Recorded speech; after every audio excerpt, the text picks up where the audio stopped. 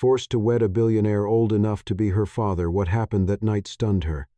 Hello everyone, before we begin today's story, I have a small favor to ask. Please hit subscribe and turn on the notification bell so you never miss our channel's new videos. It is quick, free, and the best way to support us in bringing you more dramatic stories. Your support means the world to us. Where are you watching from? Drop your city or country in the comments below. Thank you very much. Now let us return to our main character. The rain came down in thick, heavy sheets that blurred the windows of the courthouse like strokes of gray paint. Inside, beneath the flat fluorescent lights, she stood frozen. Her hands trembled around a thin folder that held the last piece of her former life. Her name was Olivia Hart, 25 years old, exhausted from months of debt notices and legal threats she could not outrun. One signature was all it would take to erase the bills, save the family home, and stop the auction scheduled for next week. But one signature would also bind her to a man whose life could not be further from hers. Across the room stood Victor Langford, 62, a billionaire whose presence filled even the quiet spaces. His suit was immaculate, his posture steady, his eyes unreadable. He was not a man who begged. He was a man who decided, a man who commanded, and for reasons he refused to explain, he had chosen her. Olivia lifted her chin, trying to swallow the fear rising in her chest. "Why me?" she whispered. Victor slipped a pen onto the table between them. His voice was calm, low, deliberate. "Because time is running out. For both of us." The words should have comforted her. Instead, they chilled her. Time was running out. For what, she waited for him to elaborate, but he simply watched her as if observing how much pressure she could carry before she cracked. The clerk approached with the marriage license, her heels tapping sharply on the tiled floor. "Whenever you are ready," the woman said, placing the paper in front of them. Olivia forced herself to breathe. She could walk away. She could let the house go, let the debt swallow her, move into a rented room somewhere, and start again. She had survived worse, but this time her mother would not. The stress had already put her in the hospital once. She could not let it happen again. Her fingers brushed the pen. "Think of it as a contract," Victor said, his expression unreadable. "A temporary arrangement. No expectations, no affection required." His tone had the cold simplicity of a business deal, but something beneath it felt off. Not cruel, not unkind, but guarded. Like a man holding a door closed with all his weight. She hesitated. He noticed. "If there were another way," he said quietly, "I would take it." Something flickered across his face then. A shadow, a strain, a stress line that did not belong to a man who owned more than most people could imagine. For a brief second he looked almost human, almost afraid. Olivia steadied her breath, lowered her eyes, and signed. When she handed him the pen, their fingers brushed. His hand was warm, steady, and strangely gentle, for a man who lived behind a fortress of wealth and security. He signed without hesitation. A clean, deliberate signature that sealed their fate. The clerk congratulated them and stepped away. The papers were tucked into an envelope and carried to be filed. It was official. They were married. The moment the door closed, silence fell between them like a curtain. Victor studied her for a long second. "There is a car waiting," he said. "We will drive straight to the estate. Your room is prepared." "My room," she repeated. "Yes. You will have your own wing." Her own wing. The words sounded more like an exile than generosity. The drive was long and quiet. The city lights faded into dark stretches of highway until the mansion appeared in the distance, rising like a monument carved out of shadow. Iron gates opened slowly as they approached, the metal groaning in the night air. Inside, the house felt too large, too silent, too perfect. Marble floors stretched beneath golden chandeliers. Portraits lined the walls. Every step echoed. But it was not beauty that unsettled her. It was the feeling that the house was watching her. Victor led her through a long corridor toward the guest wing. His steps were measured, confident, but there was tension in his shoulders. A tension she had not noticed before. As if bringing her here was not a victory, but a risk. At the door to her suite, he paused. "There are rules," he said. "We will discuss them in the morning." She nodded. "And Olivia?" He hesitated for the first time that night. His voice dropped. "No matter what you hear in this house, do not wander after midnight." Her breath caught. Hear what he did not answer. He simply stepped back, the hallway lights casting long shadows across his face. "Good night," he said. The door clicked shut behind her, and for the first time since signing that contract disguised as a marriage license, Olivia wondered if she had stepped into something far more dangerous than debt. Something that had nothing to do with money, and everything to do with him. Olivia woke before dawn, unsure if she had slept at all. The unfamiliar ceiling stretched high above her, painted in muted cream tones that caught the first hint of morning light. The room was beautiful, impossibly so, with silk curtains and dark wooden furniture polished to a mirror sheen. But beauty did not make it feel safe. It only reminded her of how far she was from everything she had known. A soft knock sounded at the door.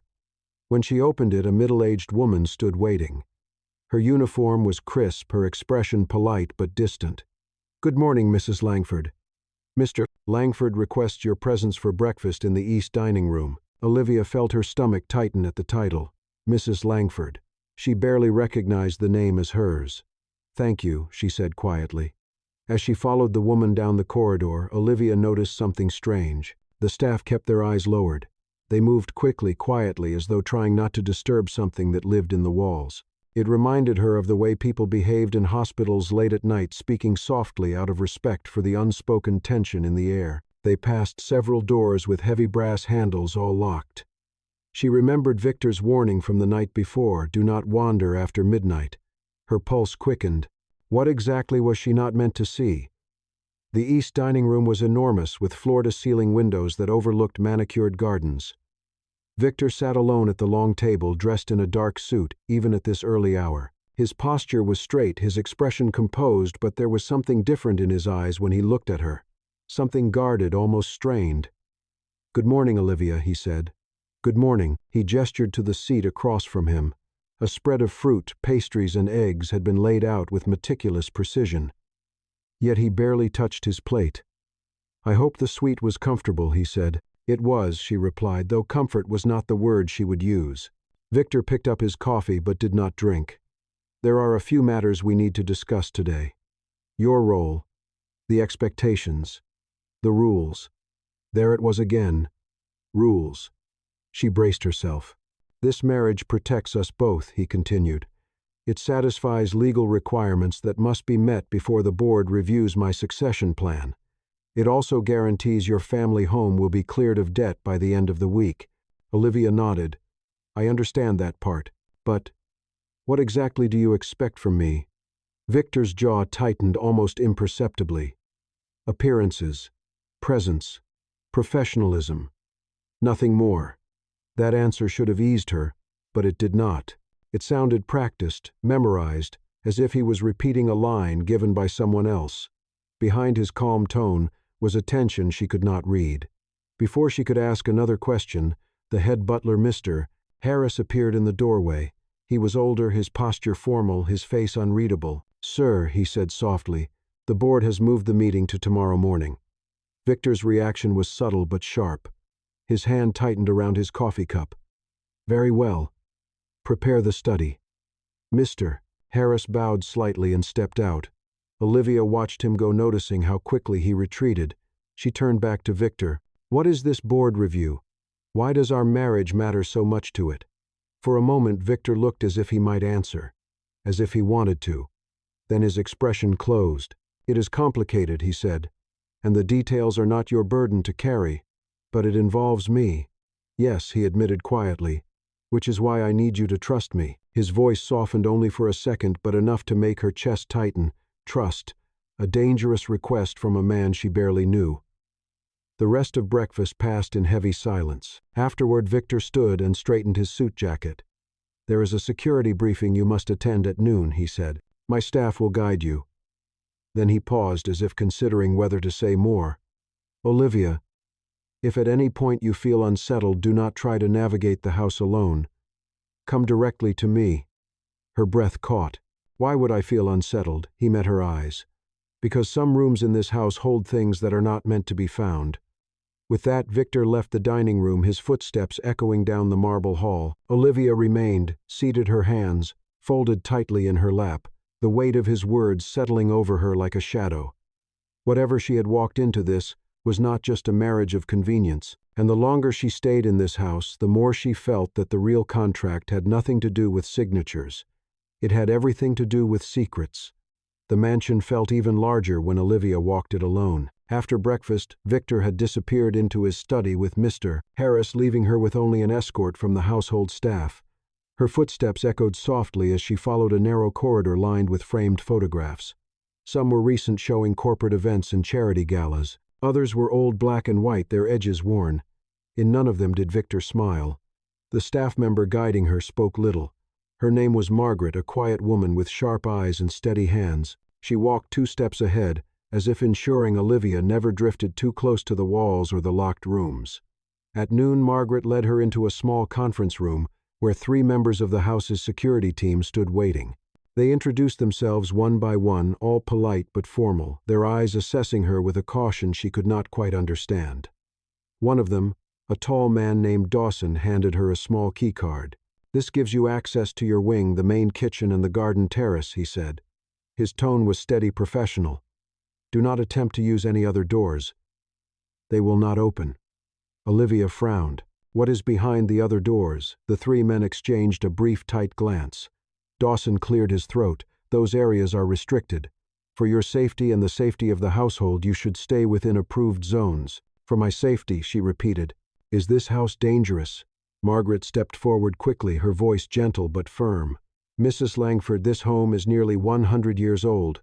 It has storage rooms, maintenance tunnels, and areas that are not secure. Some floors are unstable. It is best to avoid them." The explanation seemed rehearsed, too smooth, too convenient. Still Olivia nodded. "I understand," but the truth sat wrong in her chest. After the briefing, Margaret guided her back toward the east wing. As they passed a tall set of double doors, Olivia noticed something she had missed before. The lock on the door was not decorative. It was modern, heavy, reinforced with metal brackets. It looked like it belonged on a laboratory, not a mansion hallway. She slowed her steps.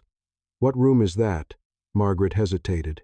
It was only for a second, but Olivia saw it. A flicker of worry, a tiny breath drawn too quickly. "That room is not in use," Margaret said. "Please keep walking." They continued down the hall, but Olivia's mind remained fixed on the locked doors, the hushed staff, the warning Victor had given her. Some rooms in this house hold things that are not meant to be found. Later that afternoon, Olivia found herself alone in the lounge, a quiet space, with velvet chairs and tall windows overlooking the garden. She tried to read, but the words blurred. Her thoughts kept drifting back to Victor, to his tension, to the way he stiffened when the board was mentioned. Why would a man like him need a marriage to satisfy a board? Why choose her, a woman with debt and no influence? As she sat lost in thought, she heard footsteps approaching. Victor appeared in the doorway, the late afternoon light, casting long shadows behind him. He looked tired, angrier than she had seen him before, though his expression softened slightly when he saw her. "I hope the briefing was not overwhelming," he said. "It was informative," she replied carefully. He studied her face, reading the discomfort she tried to hide. "You have questions." "Only the obvious ones," she said. "Why all the secrecy? Why the locked doors? Why warn me about wandering at night?"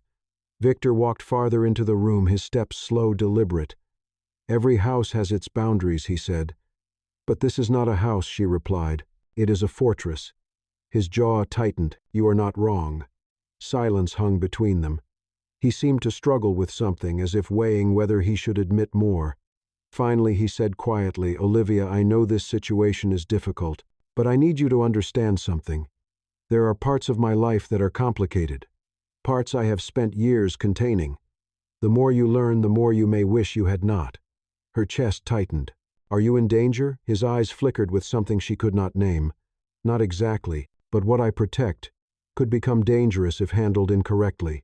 He stopped, as if he had said too much. "Victor," she said softly, "if you expect me to be part of this, at least tell me the truth." He exhaled slowly, the tension in his shoulders visible. "You will know the truth soon," he said, "but not yet. Not until I understand whether the board intends to use you against me." "Against you," she whispered. "Yes," he said, voice low. "Because marrying you was not my first choice. It was my only choice." Before she could respond, Mr. Harris appeared suddenly in the doorway, his face pale. "Sir," he said, "you need to come. Now. It has happened again." Victor's entire posture changed. Dread flickered across his eyes. "What happened?" Olivia asked, rising to her feet. Victor turned to her, his expression firm, almost pained. "Olivia, stay here, no matter what you hear." Then he followed Mr. Harris down the hall, leaving her alone with only one thought echoing in her mind. What in this house keeps happening again? Olivia remained in the lounge long after Victor and Mr. Harris hurried down the hallway. The silence that followed was not peaceful. It pressed in on her thick and unsettling, as if the very walls were waiting to exhale. She tried to calm herself, but every second that passed made her pulse beat harder in her throat.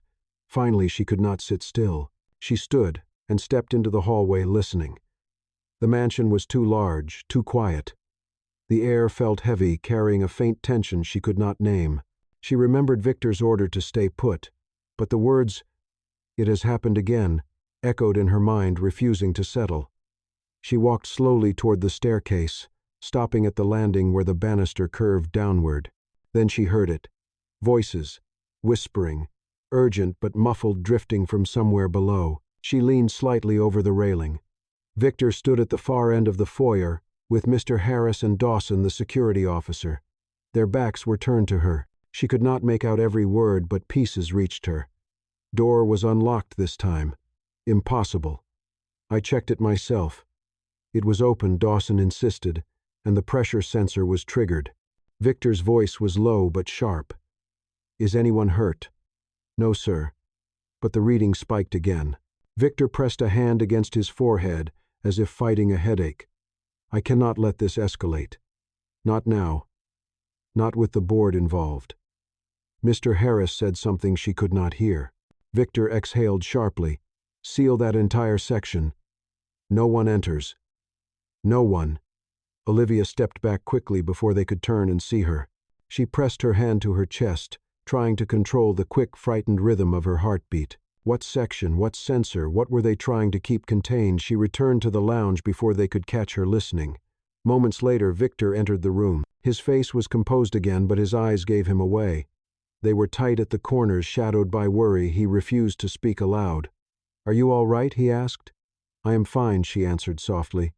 "But you are not." He paused, as if he had expected her to dodge the truth, not confront it. "You should not have heard any of that," he said carefully. "I did not hear much," she replied. "But I heard enough to know something is wrong." He sat across from her, the leather chair creaking slightly beneath him. For a long moment he said nothing. Then he ran a hand slowly along his jaw, as if searching for words that would not betray him. "This house," Victor began, "was built by my grandfather. He believed in order, in control. He designed the mansion with layers of security long before modern systems existed." He paused. "Some of those systems remain active. Some areas were never fully decommissioned." Olivia tried to piece together what he meant. "And the sensors, the sealed rooms, all of that is part of the old system." His gaze held hers steady but unreadable. "Part of it. What is the other part?" Victor stood and walked to the window, looking out at the garden. The sky was shifting from late afternoon gold to a colder shade of gray. "There are things I have not told you," he said quietly. "Not because I want to keep you in the dark, but because I do not want to place you in danger." Her chest tightened. Danger from what he turned back toward her. From the people watching me, from the board, from those who would use anything they find in this house to dismantle everything I have built. Olivia swallowed. "So the locked rooms, the alerts, everything today, is because they are trying to get in." He shook his head. "Not exactly. The threat is not outside." She felt the room shift around her as she absorbed his words. "Then, what is inside this house, Victor?" His jaw clenched. "Something the board believes they can use to control me. Something they should never have learned about." His voice lowered. "Every day that passes, their patience gets thinner." Olivia hesitated. "Is that why you married me?" Victor met her eyes. For the first time he did not look like a man with power, but a man carrying a weight that had been crushing him for years. "Yes," he said, "because if they believed I had a stable domestic arrangement, they would not demand access to certain parts of the estate. And if they did get access," Victor's silence was answer enough. A knock sounded at the door. Margaret stepped inside, her face pale. "Mr. Langford," she said softly, "there is movement in the west corridor again." Victor closed his eyes for a brief moment, then turned to Olivia. "Stay here, no matter what happens." He left the room quickly, Margaret following close behind. Olivia stood alone in the dimming light, fear curling in her stomach. The west corridor. The sealed rooms. The warnings. Whatever lived behind those locked doors was not only a secret, it was the reason Victor Langford needed her, and the reason this marriage contract was far more than a signed piece of paper. The hours after Victor left felt endless. Olivia remained in the lounge, sitting perfectly still, listening to the muted echoes drifting through the mansion. Every sound felt heavier than it should have been. The creak of a floorboard, the distant hum of the ventilation system, the soft thud of hurried footsteps somewhere she could not see. She tried to read again, but her eyes refused to stay on the page. Her mind replayed Victor's words on a loop. The threat is not outside. Whatever was happening in the west corridor, it was something Victor believed the board could exploit, something he had spent years trying to contain. Eventually the house fell quiet. That silence wrapped around her like a cold blanket, unsettling but impossible to ignore. After what felt like an eternity, she heard footsteps approaching. They were slower this time, less urgent. A moment later, Victor stepped into the doorway. He looked exhausted. There was a tension in his shoulders that had not been there before, and his usually controlled expression showed traces of strain. "Is everything all right?" Olivia asked. He sat across from her and took a breath, as if choosing his words with extreme care. "The situation is under control for now," he said. "The west corridor has been sealed." She studied him. "Victor, you keep saying these things, but you never explain them. What is in that corridor? What keeps triggering those sensors?" He held her gaze for a long moment. "Something I do not want anyone, including you, to stumble into." "That is not an answer," she said, her voice quiet but firm. A flicker of conflict passed through his eyes. He leaned back in the chair, exhaling as if releasing a weight he had carried too long. "When my father passed away," he began slowly, "I inherited more than a company. I inherited secrets. My grandfather built this estate with multiple sublevels, secure rooms and systems that were never documented. Some were experiments, some were storage, some had purposes I still do not fully understand." Olivia felt a chill move through her. "You mean there are parts of this house you have never accessed?" "Yes," he said, "and parts I have accessed only once. The west corridor is one of them." She swallowed. "What happened in there?" Victor hesitated. "Something that should never be repeated." He stood abruptly, running a hand through his hair. "I know this is frustrating. I know you want clarity. But right now the best way to protect you is to keep you away from those questions." Her voice softened. "Victor, I am your wife now. Even if this marriage started as a contract, I am here.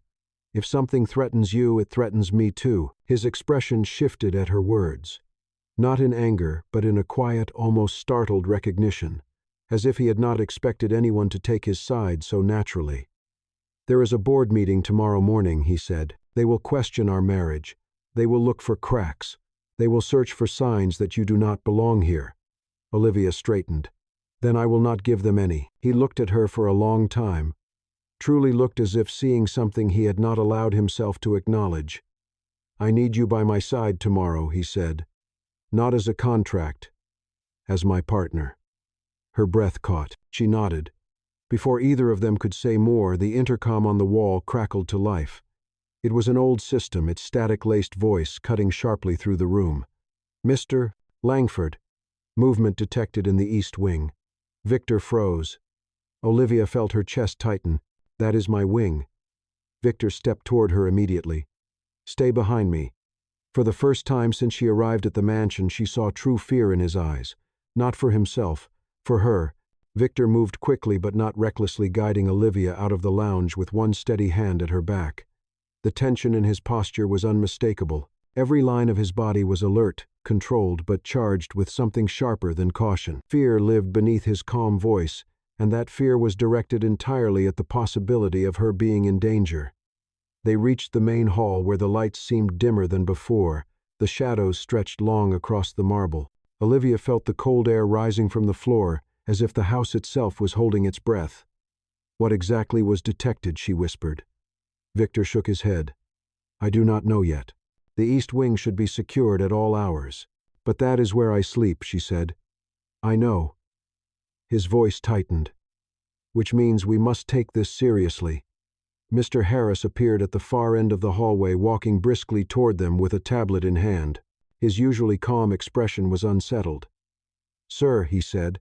The sensor indicated movement inside the private corridor, near Mrs. Langford's suite. No doors were opened, but something passed through the motion field. Olivia felt goosebumps rise along her arms. How is that possible if the doors were locked? "There are gaps in the foundation," Mr. Harris replied softly. "Old passageways." Victor's jaw clenched. "I told you to seal that section." "We did, sir, Mr."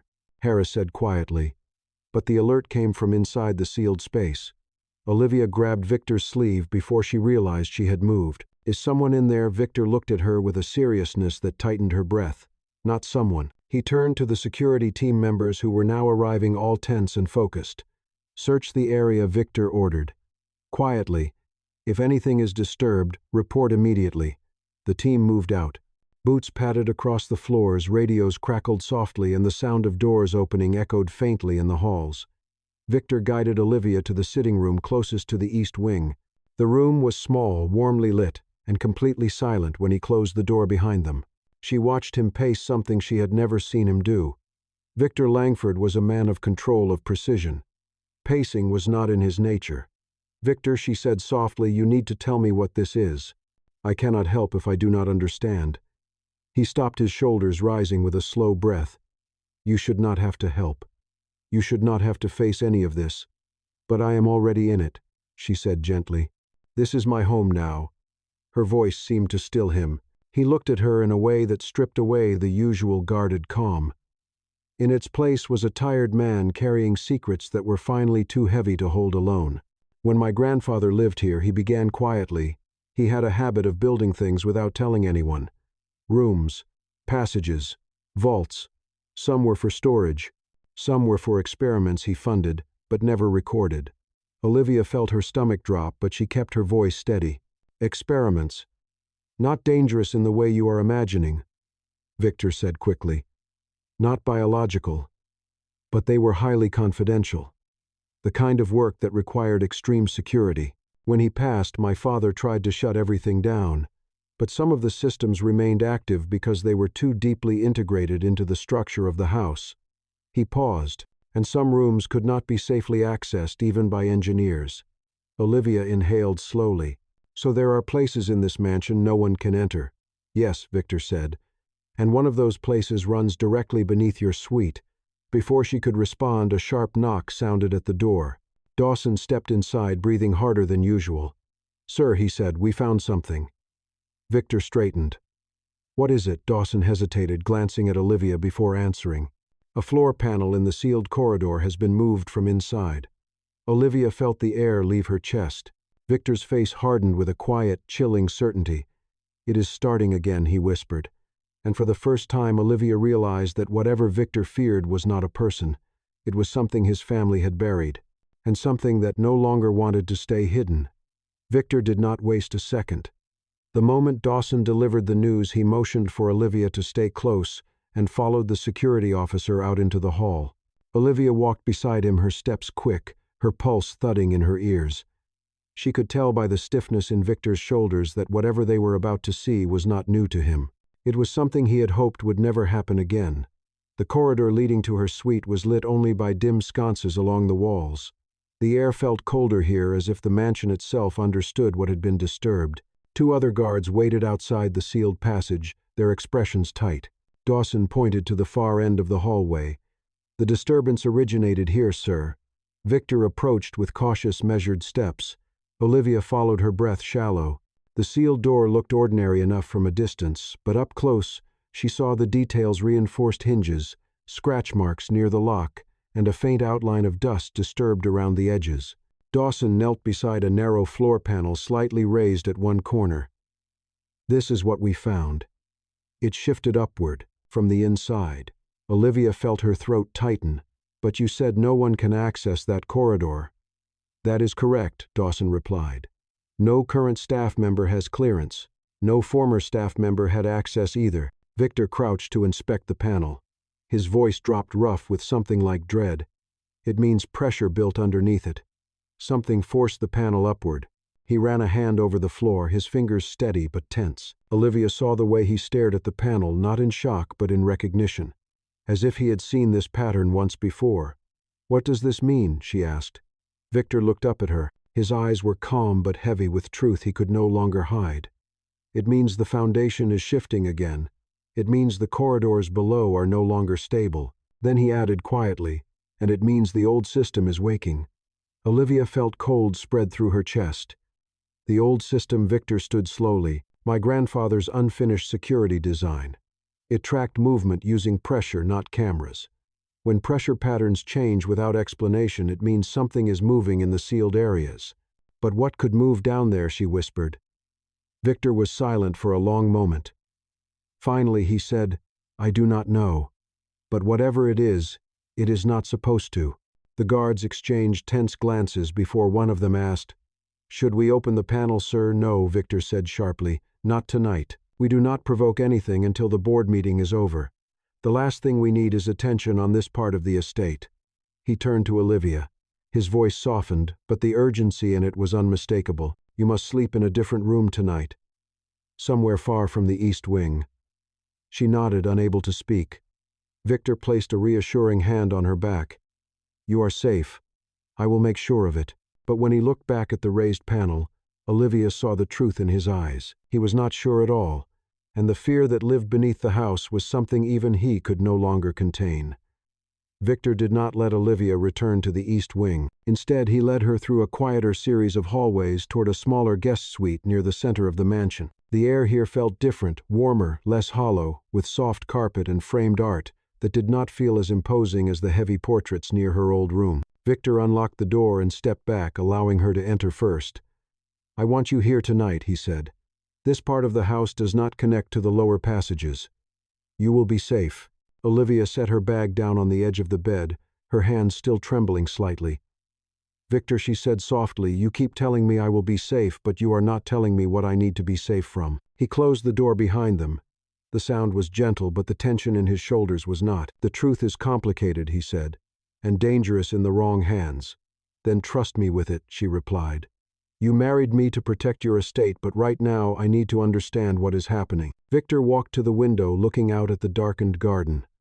The lights outside cast long shadows across his face, revealing the exhaustion he tried so hard to hide. "When my grandfather built the underground levels, he began slowly. He used materials that were experimental at the time.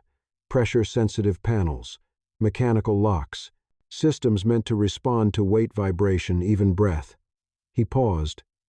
"Some areas malfunctioned, some areas were unstable, and some areas were sealed because they responded to things that were never meant to activate again." Olivia listened carefully. "And the panel beneath my suite, it activated." "Exactly," Victor said.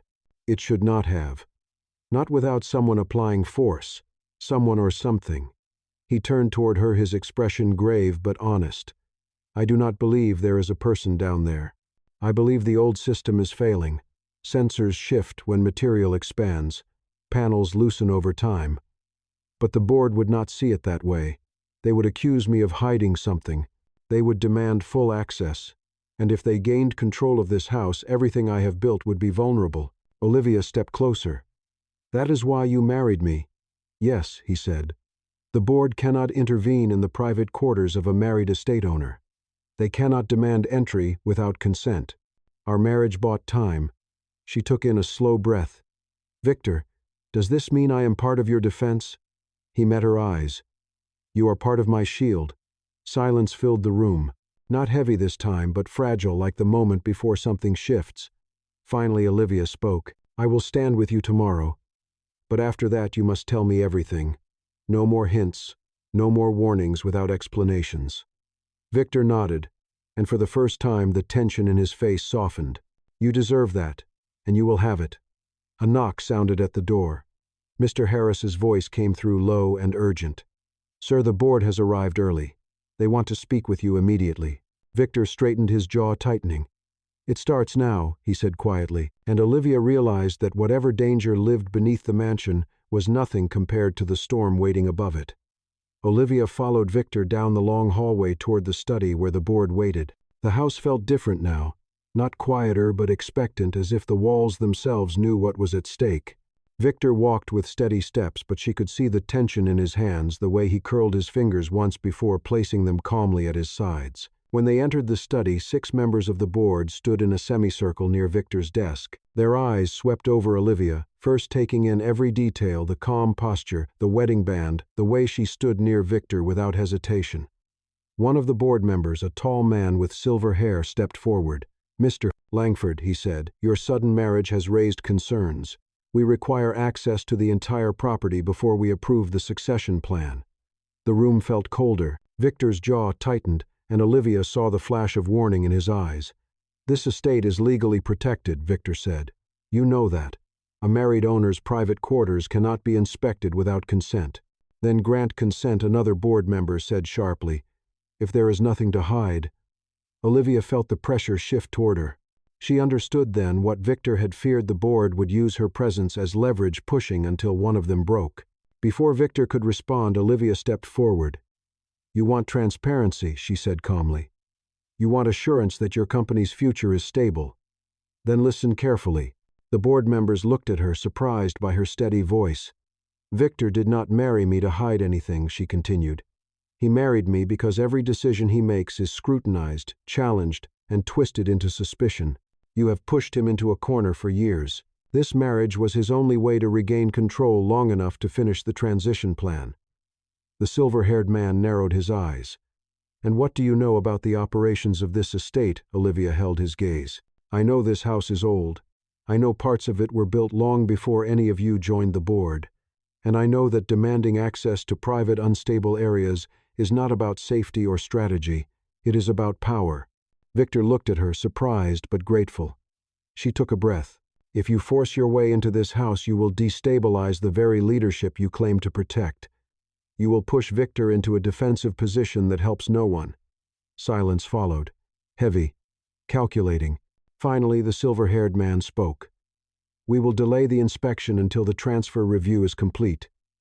But any further disturbances will require reassessment." Victor inclined his head. "Understood."